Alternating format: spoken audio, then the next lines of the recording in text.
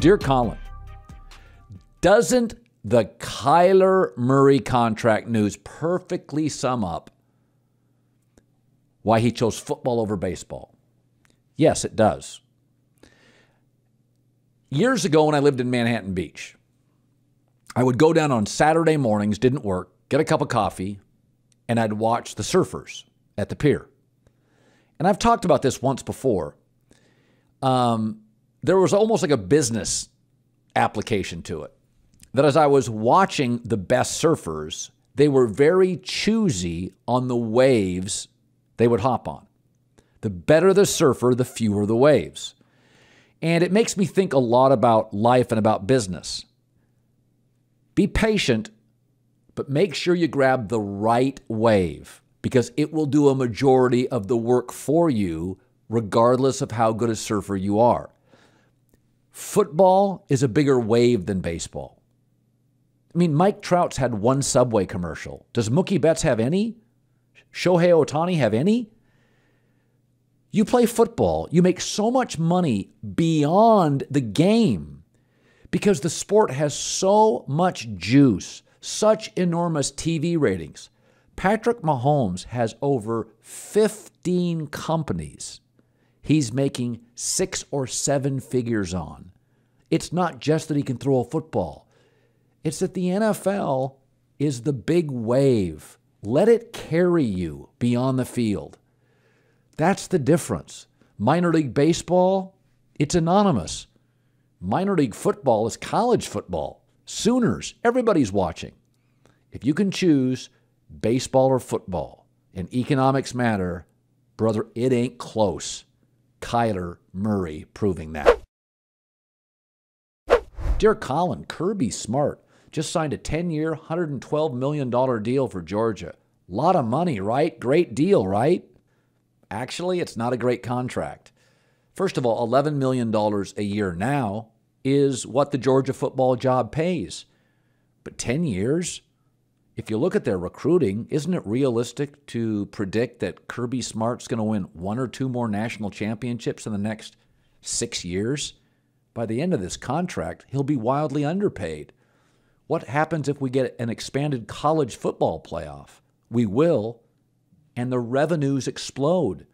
I don't believe in signing long contracts. The more talented you are, you want to get to the market sooner. 10 years? 2032? You're going to be surprised with players making $8, $10 million a year in 2032. The coach may make $20 million a year. He could be making half of the top coaches. Sign shorter deals. Get back to negotiating. The more often, the better. So you come out with a Kirk Cousins story, which, by the way, I had reported at the end of the season. I said, I hear Zimmer and Cousins had a really chilly year. So I had a source inside kind of the ecosystem of the Vikings. And I'm not Jay Glazer here. I'm not breaking stories every day. I'm an opinionist. But I've been doing this for long enough. I got people around the league. And then you report it. And hell, when you report it, it's all over the news. So did you think to yourself, okay, I didn't think it was going to become this? That's exactly what I thought.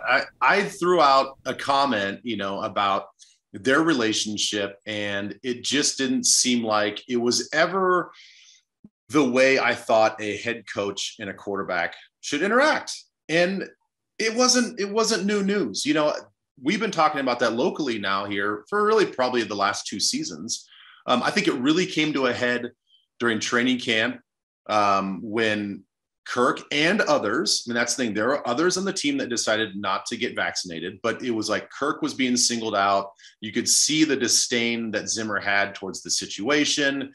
And then we hear reports that Kirk had to go to Zim during the season and say, hey, let's meet. We've never done that before. Let's have a weekly meeting. Let's just talk ball. We're not going to talk about personal lives. You don't have to be my best friend. Let's just talk ball. I want to hear from a defensive genius about what we're doing offensively, because they had a green new offensive coordinator, right? So we hear all that, and just like you start putting the pieces together after a couple of years and a couple of seasons, and it just didn't seem like Zim liked the guy at all. So I make a very benign comment talk about how the defense, now maybe the word crap was a little bit of a strong term, but the defense the last couple of years, look, it's not Zim's fault, but it wasn't very good. It just frankly wasn't very good. So I make those very innocent comments, and all of a sudden it's being picked up by a lot of different places. And I'm like, what is happening? Like, this is news that we talk about every day here at the Fan. Well, you're a former player. You're in the room. You're observant. You're bright, obviously. My people say you're a very talented guy. So, that I always say, Mamba mentality, the late Kobe Bryant used to always say, they don't hate the good players, they hate the great one. Embrace the hate. I would also say that about embrace when you make news, because if you didn't have validity in your community, then nobody would listen to you. So when players feel like they get in hot water, my takeaway is, no, bro, that's because you got information and people respect what you're saying. And what's interesting about this, Ben, and I've talked about this in the last year. Belichick struggled with Brady at the end. Pete Carroll struggled. Mike Zimmer struggled. Brian Flores struggled with his quarterback. And my theory is, culturally, we have a change, Ben, in the NFL. The game is now so offensive-leaning. Quarterbacks are making like Real Madrid LeBron money. Yeah. They have more power in the league. Guys now are demanding to get out, Stafford, and getting the jobs they want, and they want to be respected more. And Kirk Cousins deserves some respect. He's a darn good quarterback. And I think a lot of these defensive guys, Belichick, Carroll, Flores, Zimmer, Fangio, they are struggling with a bit of the cultural change and significant of the other side of the ball. And that's my Ben, I could be off my rocker. Yeah. But it's weird.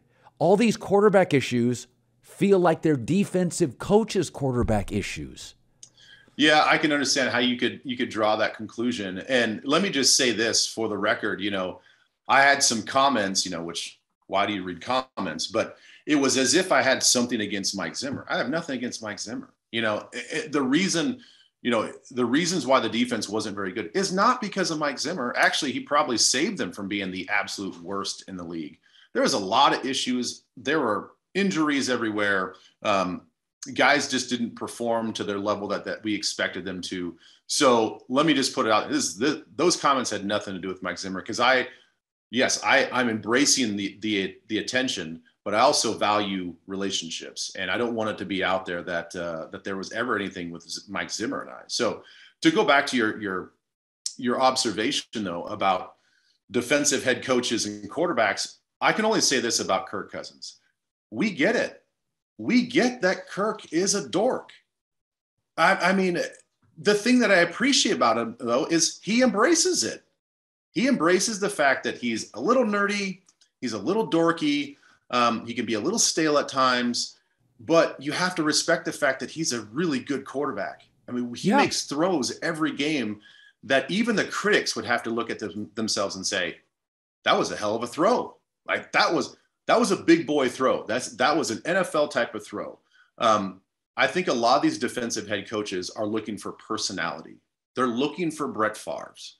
Those guys don't exist in every draft. They don't exist everywhere. But they have this idea that we have to have this dog as our quarterback.